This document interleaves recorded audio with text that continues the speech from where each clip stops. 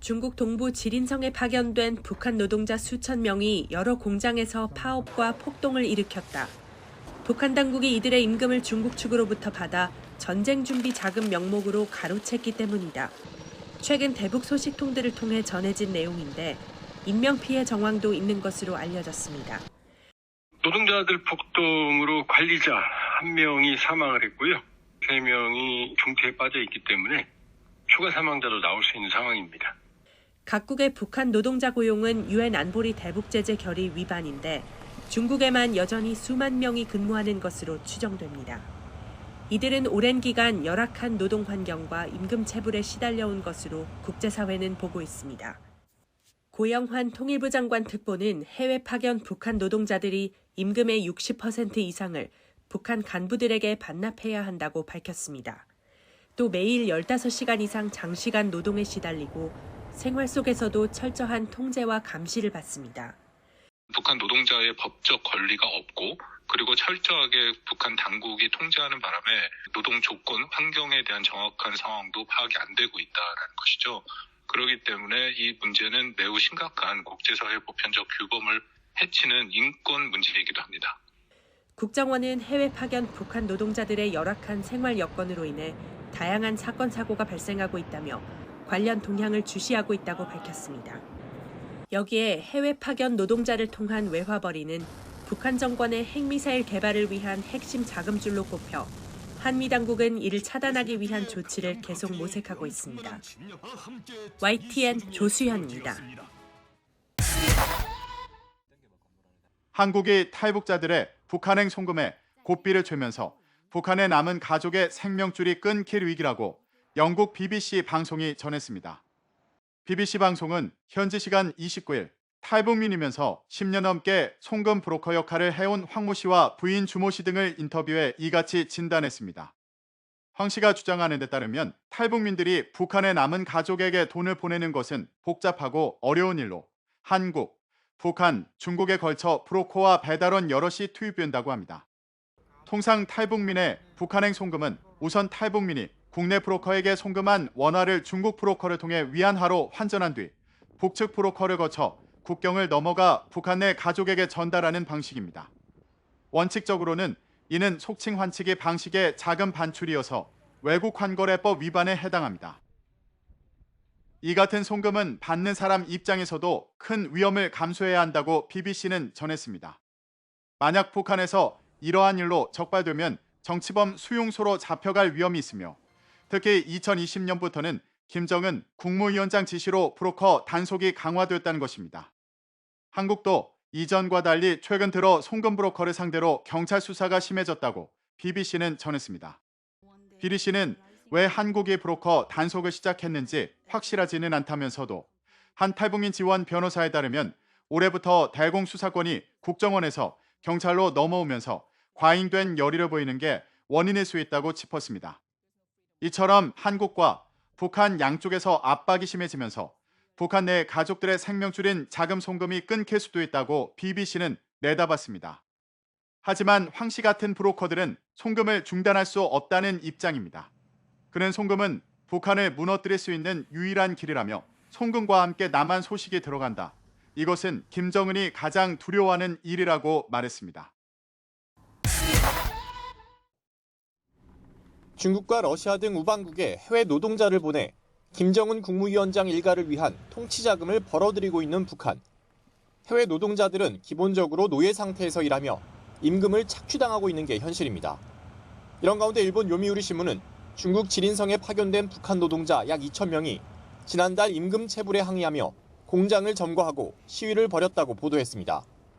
신문은 또 인질로 잡힌 관리직 대표가 노동자들에게 폭행당해 숨졌다며 노예 상태를 받아들이지 않는 북한 젊은이들의 반골의식이 수면 위로 떠올랐다고 전했습니다. 이에 대해 북한 매체는 관련 내용을 전혀 보도하지 않고 있고 중국 역시 공식 답변을 피하고 있습니다. 국가정보원은 해외 북한 노동자들이 열악한 생활 여건으로 인해 다양한 사건, 사고가 발생하고 있다며 비슷한 동향이 있는 것으로 파악하고 있습니다. 이번 집단 파업을 북한판 노동운동의 태동이라고 본 통일연구원 보고서도 나왔습니다. 보고서는 이번 시위가 집단 차원의 반발이란 점에서 집회, 시위의 자유가 억압된 북한 사회에선 대단히 충격적인 방식이라고 해석했습니다.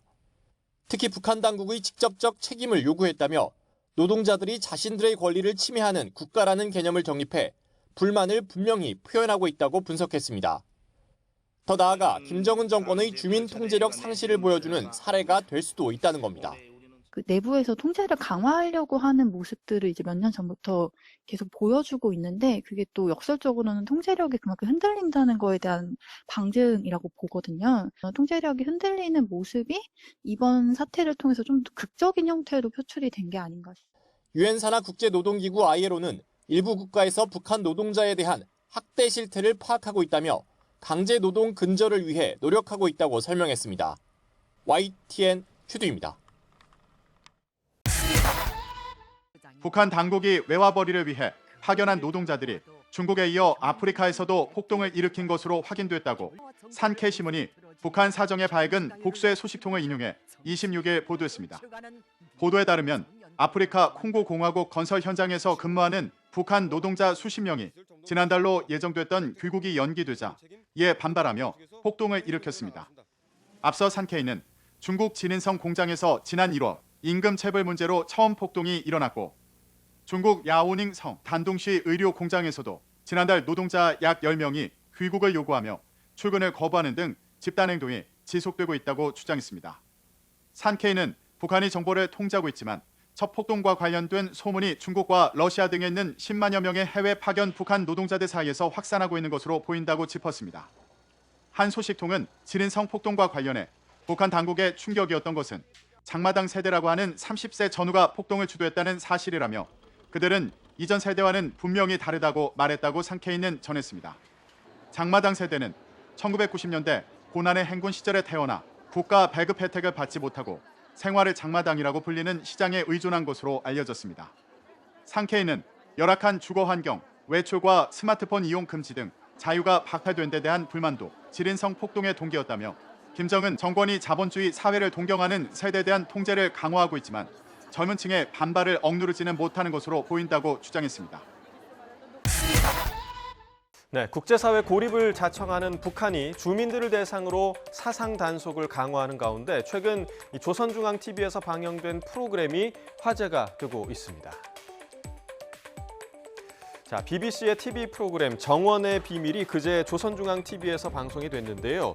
출연자 앨런 티츠마 씨가 식물을 가꾸는 방법을 소개하는 장면에서 바지 부분이 어딘가 어색하죠. 이미지를 흐릿하게 뭉개는 블러 처리를 한 겁니다. 왜 그랬을까요? 이 블러 처리가 됐어도 푸른 색깔 숨기기가 힘들죠. 그렇습니다. 청바지를 입었기 때문입니다. 자, 영국의 일간지 가디언은요, 이러한 북한의 청바지 검열을 두고 악성적 서구 문화 퇴치 캠페인의 일환으로 보인다 이렇게 분석을 했고요. 또 미국의 북한 전문 매체 NK뉴스도 북한이 청바지를 미국 제국주의의 상징으로 간주한다고 전하기도 했습니다. 자, 북한이 경계하는 이 청바지, 러시아의 한 여행사가 올 초에 재개된 북한 관광과 관련해서 여행객들에게 공지한 주의사항에도 등장을 했습니다.